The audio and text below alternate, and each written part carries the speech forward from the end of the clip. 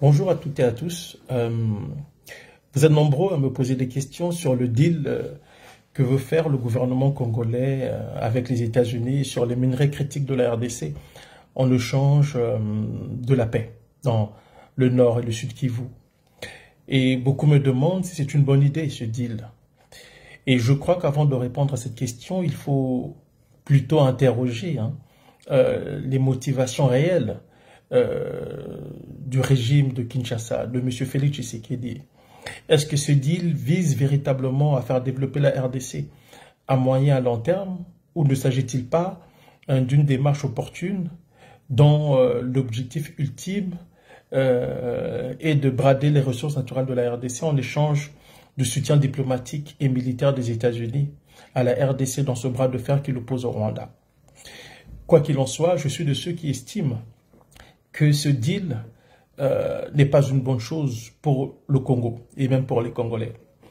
Et ceci est sans rappeler la situation en Ukraine, où l'on a vu le président Volodymyr Zelensky proposer aux États-Unis d'exploiter les matières critiques, les terres rares de l'Ukraine en échange du soutien diplomatique de l'administration Trump, dans le face-à-face qui oppose l'Ukraine à la Russie.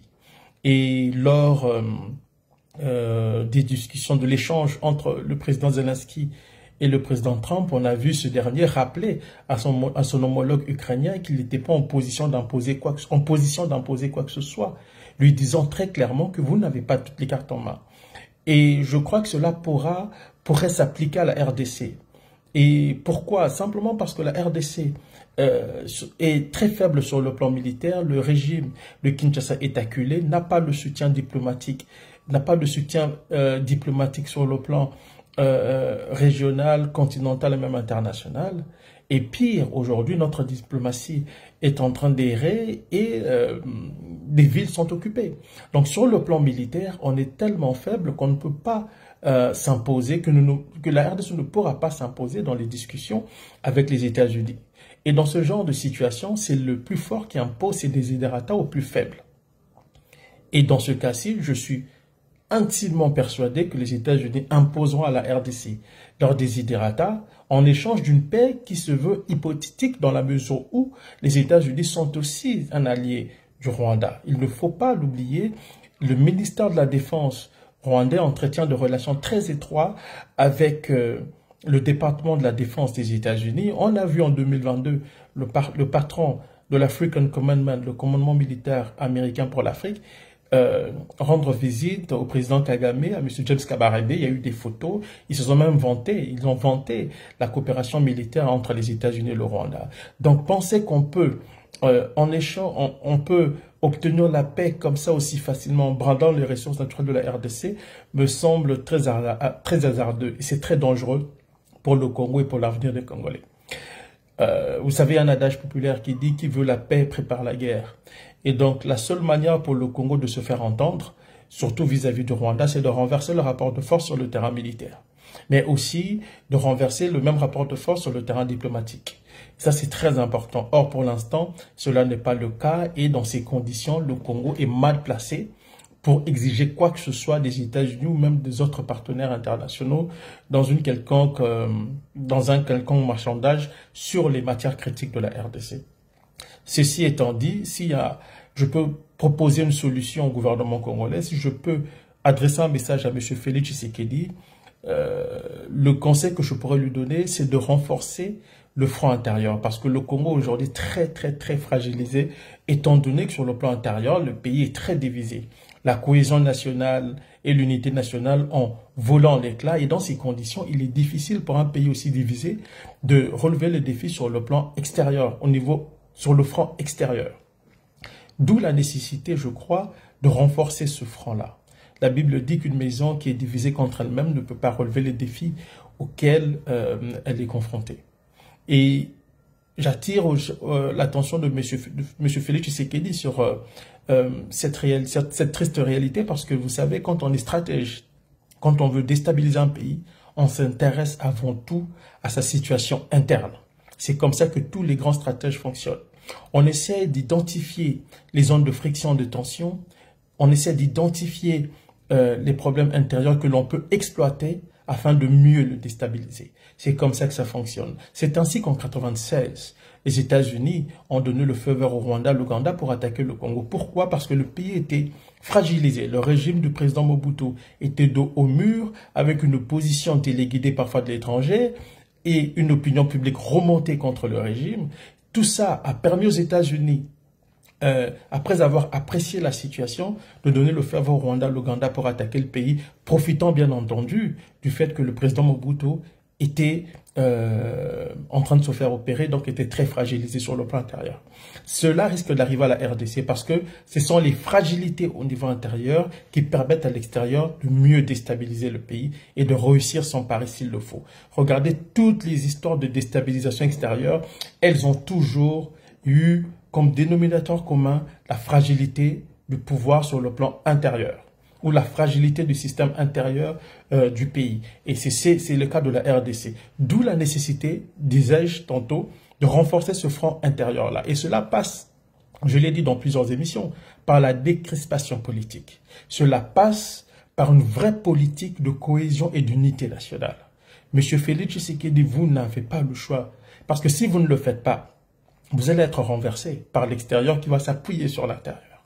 Aujourd'hui, il faut prendre à bras le corps les problèmes qui minent aujourd'hui la cohésion et l'unité nationale.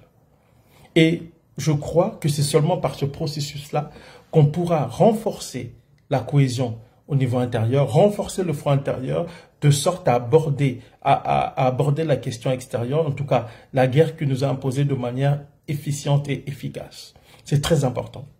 Bien entendu, M. Félix Tshisekedi, vous avez clairement dit que vous voulez mettre en place un gouvernement de cohésion d'unité nationale. C'est une très bonne idée, mais il faut faire extrêmement attention parce que si vous vous basez essentiellement sur les politiques pour mettre en place un gouvernement d'union, de cohésion et d'unité nationale, vous allez faire fausse route. Je suis de ceux qui pensent que le gouvernement qui doit être mis en place doit être un gouvernement de guerre. Oui, un gouvernement de cohésion d'une unité nationale, mais aussi et surtout, un gouvernement de guerre. C'est de ça dont le Congo a besoin aujourd'hui. Il vous souviendra qu'après l'attaque du 7 octobre, qu'a fait l'État d'Israël? Il a mis en place un gouvernement de guerre. Le Premier ministre Benjamin Netanyahu était rejeté par tout le monde, y compris par une grande partie de l'opinion publique et de la classe politique. Mais après cette attaque, il a compris qu'il était nécessaire pour Israël de parler d'une seule voix. À partir de ce moment-là, il a tendu la main à ses adversaires politiques. Il a mis en place un gouvernement de guerre pour relever le défi auquel l'État d'Israël était confronté. C'est ce que doit faire la RDC aujourd'hui. Et je suis de ceux qui pensent que le prochain gouvernement ne doit pas compter en son sein des gens issus des partis politiques. Si ça doit être le cas, ça doit être de manière très minimale. Le gouvernement doit être composé de technocrates, des gens qui ont conscience des enjeux, qui vont participer de manière désintéressée à la défense du pays. Il ne s'agit pas ici de défendre un régime quelconque, mais de défendre l'intégrité territoriale de la RDC. C'est le véritable enjeu auquel le pays est confronté. Et c'est le défi que l'État, le gouvernement congolais doit relever. Oui, il y a beaucoup de gens qui soutiennent, qui prétendent soutenir le gouvernement de M. Félix Tshisekedi. On voit des ministres qui se mobilisent aujourd'hui parce qu'on en a annoncé la mise en place prochaine d'un gouvernement d'unité nationale ou de cohésion nationale. Dans mon cas, je suis de ceux qui pensent, et vraiment je le suggère à M. Tshisekedi, c'est de mettre en place un gouvernement avec des gens qui ne sont pas issus de la classe politique. Le cas de Mme Wagner, la ministre des Affaires étrangères, est de ce point de vue éclairant. On a vu, c'est l'un des rares ministres de votre gouvernement qui se démarque, du gouvernement congolais qui se démarque à l'international, qui en tout cas marque les esprits par sa façon d'aborder les questions, les enjeux auxquels le pays est confronté. Oui, il peut avoir des insuffisances, mais on voit cette femme travailler de manière rigoureuse et efficace d'une certaine manière. Ce qui n'est pas le cas des autres politiques, des autres ministres qui sont là pour des raisons de politique politicienne. J'ai entendu des gens dire, oui, Félix Tshisekedi, il faut non, monsieur Félix Tshisekedi, les gens qui vous soutiennent en esprit et en vérité seront avec vous même s'ils ne sont pas nommés. Retenez ce que je vous dis. Les gens qui vous soutiennent en esprit et en vérité seront avec vous même si vous ne les nommez pas. Parce qu'il ne s'agit pas de vous défendre vous ou de vous soutenir. Il s'agit de soutenir la République. C'est vous qui êtes le président. Par conséquent, on vous soutient. On va vous soutenir par ricochet. Mais il est d'abord question de soutenir la RDC. Et ici, ça prend des gens intègres et une probité qui ne peut être discutée. Parce que le problème de ce pays, c'est l'homme. C'est l'homme congolais. C'est la femme congolaise.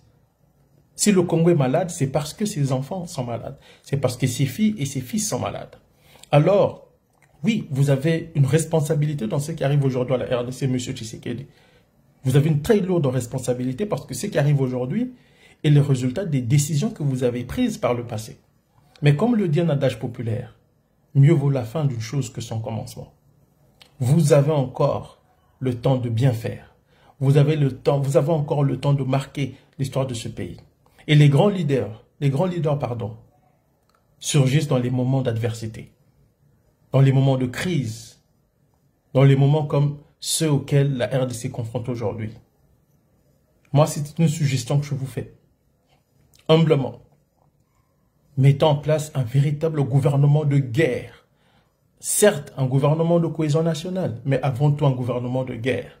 Ça prend des gens qui ont à cœur les intérêts de la RDC. Pas des gens qui vont se positionner en faisant de la politique politicienne. Vous avez vu où cela vous a mené aujourd'hui. Goma est tombé, Bukavu est tombé.